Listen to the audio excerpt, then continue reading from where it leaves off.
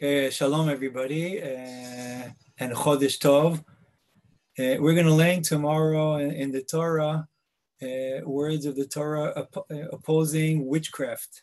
Okay, the Torah says when you enter Eretz Yisrael, I read you the psukim: Lo yimatzeh v'cha ma'avir bno v'ito ba'esh kosem ksamim meonen u'menachesh u'mechashef. Or in the English translation, there shall not be found among you anyone who passes his son or daughter through fire, a soothsayer, a diviner of auspicious times, one who interprets omens, or a sorcerer. The Torah continues, not only that, listen to the long list, v'chover chaver, v'shoel ov, v'yidoni, v'doresh al hametim in English, or a charmer, a pithim sorcerer, a yidoah sorcerer, or a necromancer. Why? Ki to'avat Hashem kol osa ele. What does that mean? For whoever does these things is an abomination of the Lord, no less than that.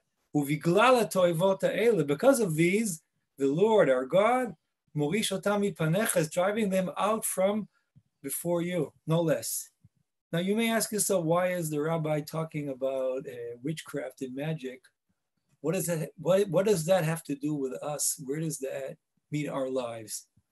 But the truth is, we have to realize that the usage of witchcraft, of magic in antiquity, was a response to answer a need of a very essential quest which is rooted deeply in human nature, and us too, and that is our longing for personal security, which we strive to achieve through getting information that will allow us to get ready and prepared to stand in front of the challenges of the future and its dangers.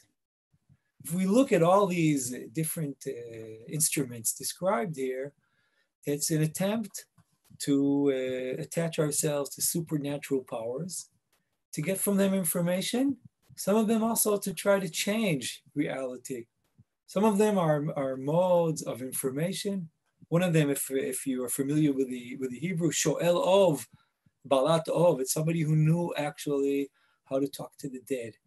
And to get information from them, you may remember the story of Shaul HaMelech before his last battle with the Plishtim, how he feels helpless, not having his mentor, not having Shmuel HaNavi around.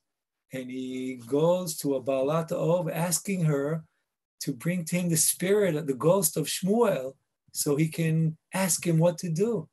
All of us feel helpless, not knowing what's going to be. And the Torah here expresses its opposition to it. But the truth is, before we try to explore what is the Torah opposed to, first we should recognize that this is something which is deeply rooted in ourselves, in our human nature. I will read you beautiful words of the Ramban, Nachmanides. The Ramban says, the truth is, if you read the psukim carefully, the Torah doesn't say all of them are negative. The Torah says, I'll read to you the Hebrew, Ki to'avat Hashem kol osa ele, meaning God is opposed to whoever does this, but the Torah doesn't say oseh kol ele. The Torah doesn't say the Torah is opposed to all of these instruments. It's opposed to some of them. That's what the Ramban says. And why?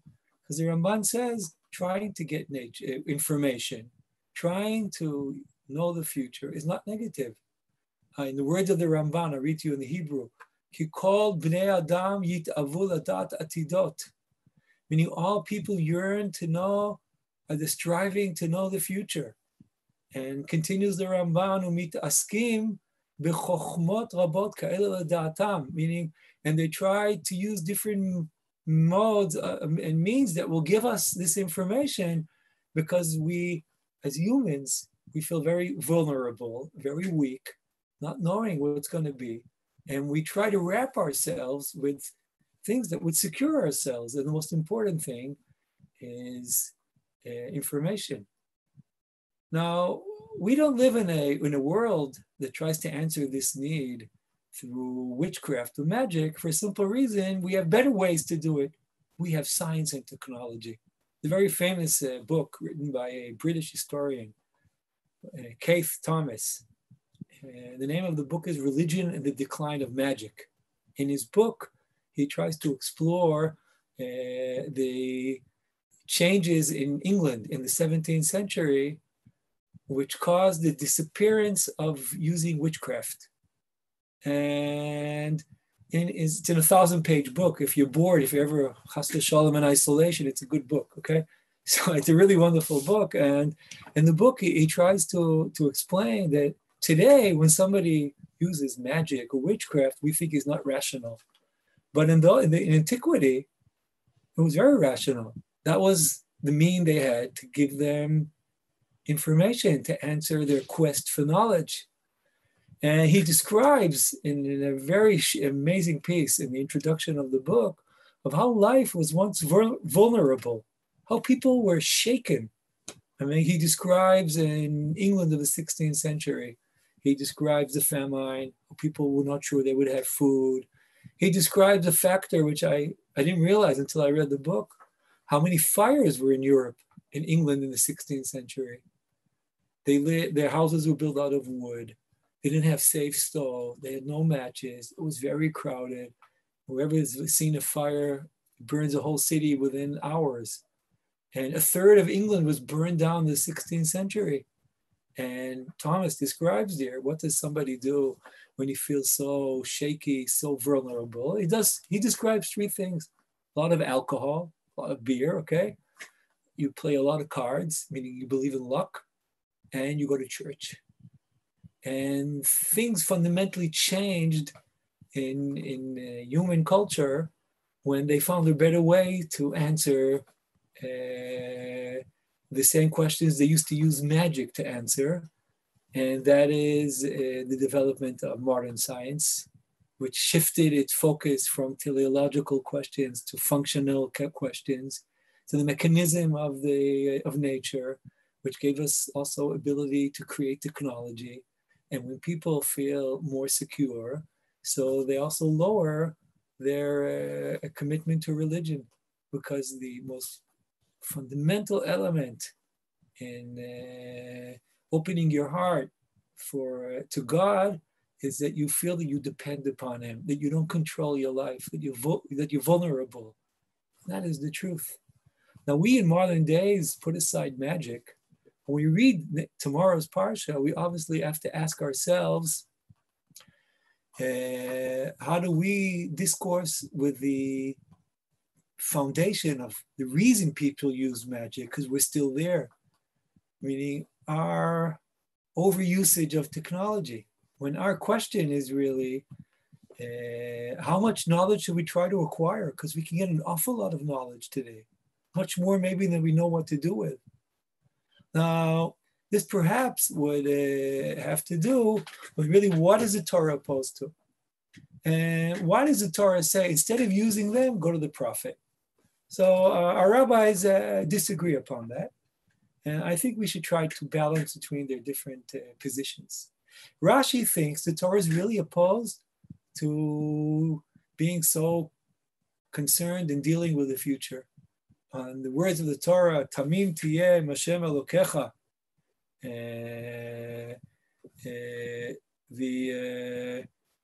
What's just a second? Yeah, Pasuk Yud Gimel. I'll read to you the English translation. Be wholehearted with the Lord your God. Rashi says, don't be concerned with future. Don't ask for the knowledge. In Rashi's words, I'll read it to you.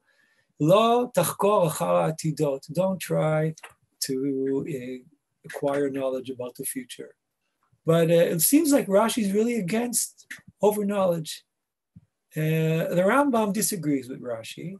The Rambam writes that the Torah is not opposed to acquiring knowledge, just the Torah is opposed to acquiring it through using all those means because they are false. They're not reliable. Go to a prophet. The prophet is reliable. Now, if I think of this machloket, I assume that in times when people really also had no way of collecting knowledge, that you can also hold of Rashi's position, maybe it's even negative. I find it hard to believe today, and I don't believe so, that in a world with so much technology, that can give us so much knowledge, that could help us so much in solving diseases, in saving lives, that somebody can really be opposed to it. Maybe in Virginia, okay, but it's obvious that a right position. There's nothing wrong with itself with the technology, and people should go to use ultrasounds and and MRIs and all the technology that we can use.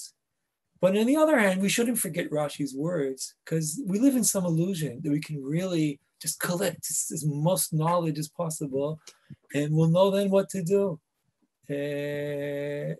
You should realize that also having too much knowledge can also harm us. When you collect the knowledge, you should ask yourself, what are you going to do with it? Can it help me? Maybe knowing too much is also a problem.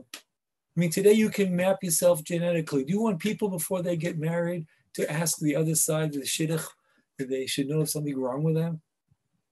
So it's very important to do genetic tests, but we do them for diseases that we know that are common.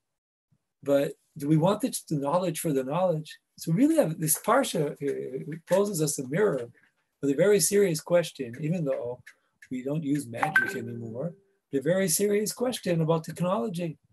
What does it mean, Tamim Tiyem Hashem Elokecha today? What knowledge should we collect? What knowledge should we say it's enough? One thing we really have to realize that it's a type of an illusion, because we really are vulnerable. We really are. And I think that all of us experience the COVID pandemic as really, I would say, something which is crushing our confidence that we really know everything, that we were able to control our lives. I mean, I look around and I think, what is the most obvious thing that we don't know? Not enough about the disease itself. We don't know enough of how to prevent it. We don't know enough of what's the right way of doing. And I think all of us are learning a very deep lesson these days of the limits of our power, that even in the 21st century, we're limited. I hope that we can use all the means we have to try to get as much understanding of the pandemic, of learning how to prevent its spread. But it's a new experience. I think most of us maybe never really experienced. Humanity is confused. Humanity doesn't know what to do. Tamim tiyeh Hashem Elokecha. I'll share with you today, Rosh Chodesh Elul, that I think all of us are confused about what are the instructions of the Ministry of Health, and also how to get organized for the Yamim Noraim. I'm honest with you. We don't know what are the rules going to be in a month. Depends upon factors which even those who make the decisions don't have yet. Meaning, what will be the level of the disease? How many people will be sick? What's the level of spread? How many people can be in one space? No, I'm sure that many of you already have make sure that you have a place to daven, that you are in some street minyan or maybe in one of the shul minyanim, but we still don't really know how it's going to be. And I'll tell you, as the rabbi of the shul, I find it very confusing. What's the right thing to do and how to do it? I can tell you that I'm giving tremendous thought and efforts of how to organize the praise in the shul. I'll be honest with you, it cannot be like regular years. Hopefully we'll get back to it. But things have to be different. But still, I want to share with you, this is only my personal opinion. I think we should still make an effort to make something communal and not just be satisfied that all of us will scatter in different minyanim all around the neighborhood. And I think it's important that we should try. Now, this obviously depends upon a few factors. Factor number one, obviously, won't be possible inside. It can only be possible outside, which I will tell you the truth, it's much safer to daven outside. I don't know a lot about COVID. I know one thing, that if you're outside, you keep 2 meters one from the other, and you have a mask, that the rate of people who got the disease is very low, very, very low, and that's relatively safe. So obviously, it's better. I'm saying, obviously, whoever's at risk should daven outside. B, there's an option which I'm exploring. I'm checking, is it legal or not, okay? Is it possible? But that is that if you're outside, to divide yourselves into small groups which are detached one from the other. Meaning, if today you can have outside 30, there's the so-called the kapsulot that you divide into groups. And you should know, I'll teach you in our short lesson in math, that if you're divided, 30 plus 30 is not 60. It's 30 and 30. Now, obviously, we will only do this if there's a demand for it, and if it's okayed by the Ministry of Health, and only if we can logistically get organized for it. But this is a way that, if it's possible, will give us the opportunity to consider how we can make a community minyan and not just very many small minyanim. Obviously, this can only be done if we make sure that we don't harm the other minyanim, that people will come over. But I'm asking you to think about it too. This is something which I think is right to do. And I'm making an effort to check, is it possible? And I would be very happy if it could be done possibly, and also be happy if there will be those who will join us and will make something, a minyan which is different than what we have on the streets. We'll be in touch, okay? We'll talk about it. I also want to repeat in my call, I want to make sure that everybody here has a place to daven. Everybody has a way to hear shofar. And I'm asking, please, if you cannot leave home, if you think you won't have shofar in Rosh Hashanah, please contact me. And I'll make sure that somebody will come and blow for you. And I wish all